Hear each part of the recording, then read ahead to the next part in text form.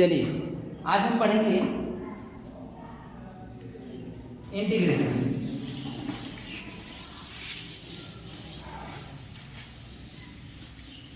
अच्छा, आप बुक से देख के परेशान होंगे कि मिल नहीं रहा है। वही क्लास है जिसको मैंने 10 दिन में शायद 3 चैप्टर खत्म कर दिए थे। अभी खत्म क्यों नहीं हो रहे? क्योंकि ये पूरा कोटा का नोट्स है, कोटा का नोट्स है पूरी तरह से, है ना? पूरी तरह से कोटा का नोट्स है। इसको अगर आप पढ़े रहेंगे तो हर एक एग्जाम के लिए आप पूरी तरह से क्वालिफाइड हैं, हर एक एग्जाम लेने के लिए। तो अगर मान लीजिए कि एक सेकेंड में थोड़ा सा हम आपको चेक करते हैं, है ना, जो पढ़ाए थे। अगर मान लीजिए कि यस मेरे पास दिया है t², है ना, यस इक्वल टू t² दिया है। अगर हम पूछे कि इसको वेलोसिटी बताइए, बता देंगे? बता देंगे ना?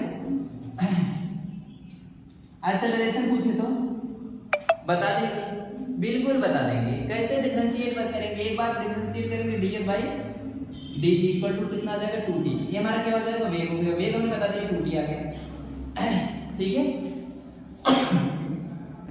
अगर हमें एक्सेलरेशन पूछे तो dv बाई dt कर देंगे, कितना हो जाएगा? 2 आ जाएगा। एक्सेलरेशन 2 मीटर पर सेकंड स्क्वायर है, ठीक है, 2 मीटर पर सेकंड। ये सब मैं आपको पढ़ा चुका हूँ, ठीक है, ये सब मैं आपसे पढ़ा चुका हूँ। लेकिन अगर हम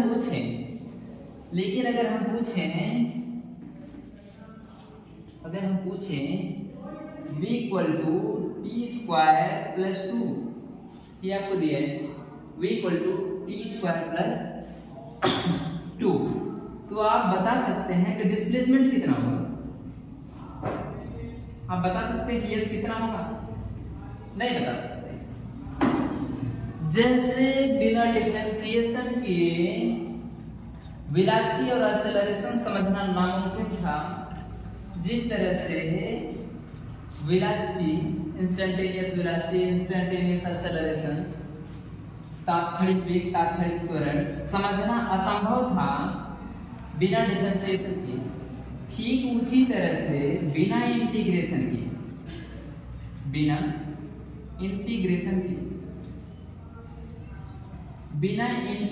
के असंभव है सीखना। क्या असंभव है सीखना? अगर v दिया है, यस तक नहीं बोल सकते। v आपको क्या दे नहीं सकता? बिल्कुल देगा। क्वेश्चन भरमार पड़ा है। आप क्या करेंगे? हम आपको कॉन्सेप्ट सिखाए, है ना। अभी बुक नहीं उठाए, जब बुक उठाएंगे तो उसमें और चलेंगे तो पता चलेगा कितना गहराई में जाता है। और जो इंटीग्रेशन की बात करते हैं, लगभग ये 30 एक्सरसाइज है। कितनी एक्सरसाइज है? 30 एक्सरसाइज है, 30 एक्सरसाइज। तो इसको मैं मैथमेटिक्स वाले को लिए, है ना, क्लास 12 में मिलेगा, थोड़ा से 11th में शायद मिल सकता है, मुझे नहीं पता। लेकिन जो फिजिक्स में मिलेगा उतना मैं आपको 3 वीडियो में बता दूंगा, है ना। 3 वीडियो तक आपको चलेगा इंटीग्रेशन, ठीक है।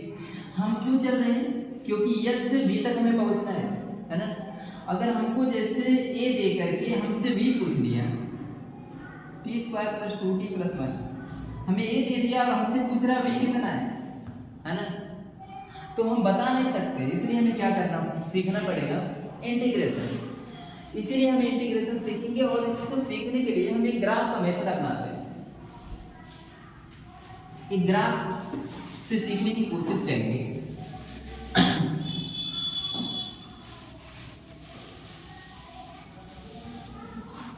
पूरी तरह से ग्राफ है। अगर मान लीजिए कि वीडियो बंद हो तो बताना।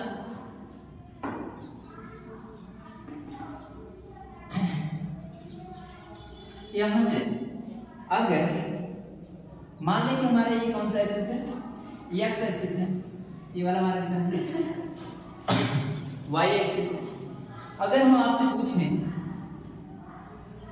ये वाला है, तो ये वाला जो कर्व है, मान लीजिए y बराबर mx होगा कोई कर्व, है ना, y बराबर mx प्लस इसी तरह का कोई कर्व है ना। लेकिन अभी x y से समझते हैं। ये कर्व है, ये कितना एरिया कवर करेगा? x एक्सिस के थ्रू।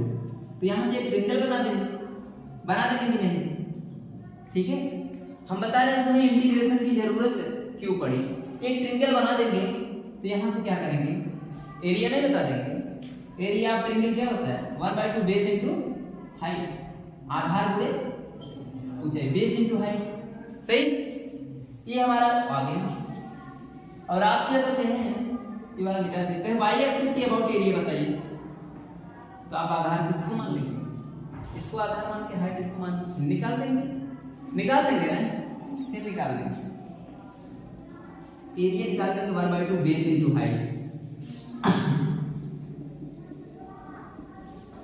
ठीक है, दिक्कत यहाँ तक इंटीग्रेशन नहीं आया, न्यूटन अभी पढ़ाएंगे, जहां जहां रुकेंगे ना न्यूटन आएंगे, जब न्यूटन जहां रुकेंगे वहां आइंस्टीन आएंगे। ठीक है, क्लियर है। अभी तक स्थिति सही चल रही है। कुछ लोग सोच रहे थे, कैसे सोच रहे हैं बता रहे हैं, यहां से सोच रहे हैं ये जो पूरा इंटीग्रेशन पढ़ेंगे ना सब न्यूटन ही दिए। अगर आप अब क्या करेंगे, अब क्या करेंगे, अब कह रहे हैं कि ग्राफ यहां से एक्स एक्सिस के अबाउट कितना एरिया कवर करेगा। अब बताइए, कब वैज्ञानिक मर गए थे धरती पे, कोई नहीं है, तो कुछ लोग आते हैं सामने कहते हैं इतना हल्के में मत लीजिए, है मेरे अंदर धन, इसको आप एक्स एक्सिस मानते हैं, कह रहे बिल्कुल मान रहे। ये वाई मानते हैं, इसको भी मान रहे, कह रहे एकदम पतली सी स्ट्रिप काट लीजिए, एक पतली सी स्ट्रिप काट लीजिए। ठीक है, ऐसे ऐसे, ठीक है, पतली सी स्ट्रिप काट लीजिए। इसके बाद हम क्या कर रहे हैं, इसको ऐसे ऐसे यहां से देखेंगे किस शेप की है, रेक्टेंगल शेप की। कहाँ एरिया ने बताया भाई, बकवास बात है। हमने कहा था बहुत छोटा जब आता तो क्या लेते हैं, dx, है ना, ये वाली दूरी कितनी है, dx। और मान लीजिए इसको क्या काउंट दे रहे हैं, y3 कह दे रहे हैं, एरिया कितना हो जाएगा, मान लीजिए इसको 3 मान लें तो dx y3 into dx, इतना तक सही। कहाँ ऐसे ऐसे हम कुल हर एक जगह ही कहीं आए, कहाँ ये ले ऐसे हो गए थे, यहां पे भी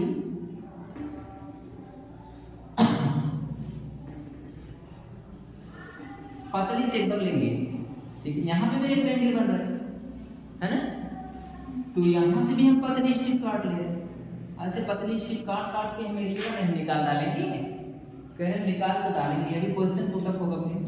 यहां से इसको भी क्या मान रहे हैं, dx, उतने मोटाई सेम मोटाई को काट रहे हैं, और इसको हम मान रहे हैं y2, तो यहां से एरिया क्या हो जाएगा, a2 बराबर y2 into dx।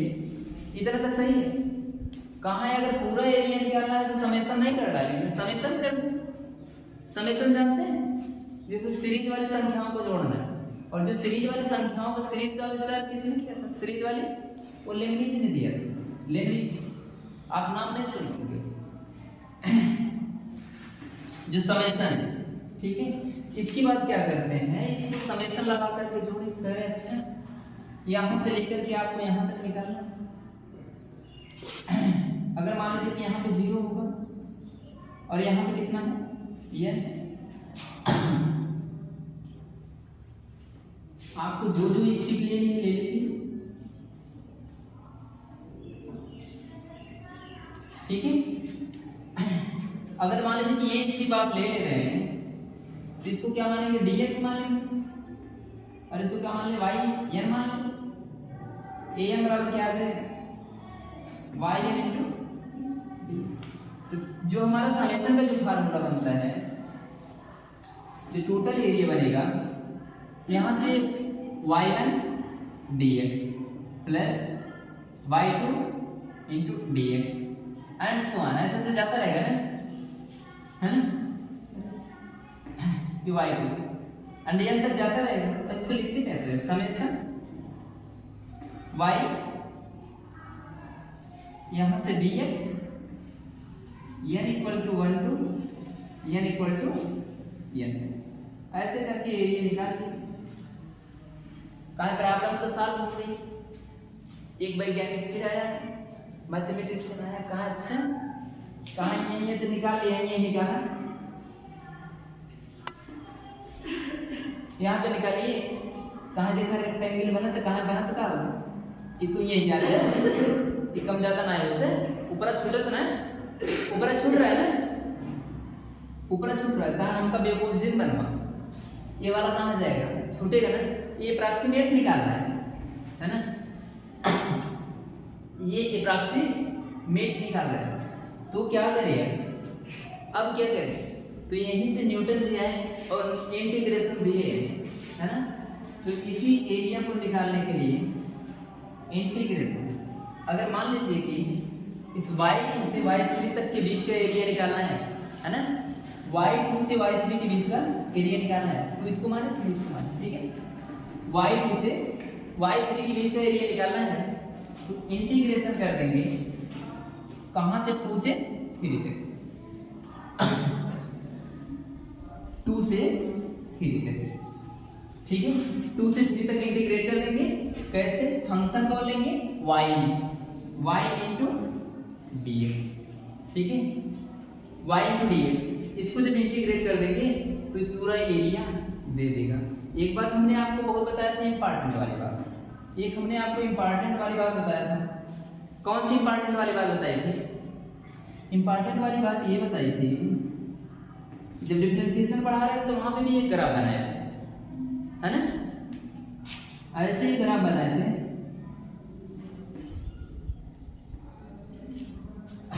डिफरेंशिएशन किस चीज को बताता है, स्लोप को बताता है, किसको, स्लोप को बताता है, प्रवणता को बताता है, ढाल को बताता है, ये सब की सभी एक ही चीजें हैं, चाहे स्लोप बोले, चाहे प्रवणता बोले, चाहे ढाल बोले, इसको हम सिखाने वाले हैं आपको, ठीक है, इतनी तो बात सही है। लेकिन जो इंटीग्रेशन है किस चीज को डिनोट करता है, किस चीज को दर्शाता है, एरिया को, इंटीग्रेशन किसको दर्शाएगा, एरिया को, इंटीग्रेशन एरिया को दर्शाता है, डिफरेंशिएशन किसको दर्शाता है, स्लोप को दर्शाता है। वीडियो रुका नहीं, 12 मिनट हो गए, ठीक है, इतना तो क्लियर है। तो यहां से आपने देखा कि न्यूटन जी किस तरह से आपके थोड़ी बहुत प्रॉब्लम को सॉल्व किया, और रियलिटी है, हमने बताया तो 30 एक्सरसाइज आपको मिलेगी लगभग पढ़ने के लिए, 30 एक्सरसाइज, वो सब हम पढ़ाएंगे आपको। यहाँ से देखेंगे हम 3 क्लास में वही एक्सरसाइज आपको खत्म करेंगे, जितना फिजिक्स में है, खासकर जो लोग बायोलॉजी लिए हैं उनके लिए भी बहुत महत्वपूर्ण है, क्योंकि उनको कहीं नहीं मिलेगा पढ़ने के लिए, ऐसे टुकुर टुकुर बैठ के काटते रह जाते हैं, ठीक है, सीखने वाले सीख भी जाते हैं, मैथ वाले को तो सिलेबस नहीं इधर से। तो हम क्या करते हैं, बेसिक से फार्मूला उठाते हैं इंटीग्रेशन का, जो पहला फार्मूला डिनोट इसी तरह से करते हैं, x की पावर इंटू dx, dx की बात बताएगा किस x के रिस्पेक्ट में होगा, जिसके रिस्पेक्ट में होगा वही यहाँ पे d के बगल में आएगा, ठीक है। और एक बात ये भी जानेंगे, जो इंटीग्रेशन होता है डिफरेंशिएशन का उल्टा होता है, ठीक है, डिफरेंशिएशन माने तोड़ना होता है, इंटीग्रेशन माने जोड़ना होता है, ठीक है। जैसे आपको थोड़ा सी एग्जांपल देके बताएंगे, जब इंटीग्रेट करेंगे तो वैल्यू बड़ी बड़ी आएगी,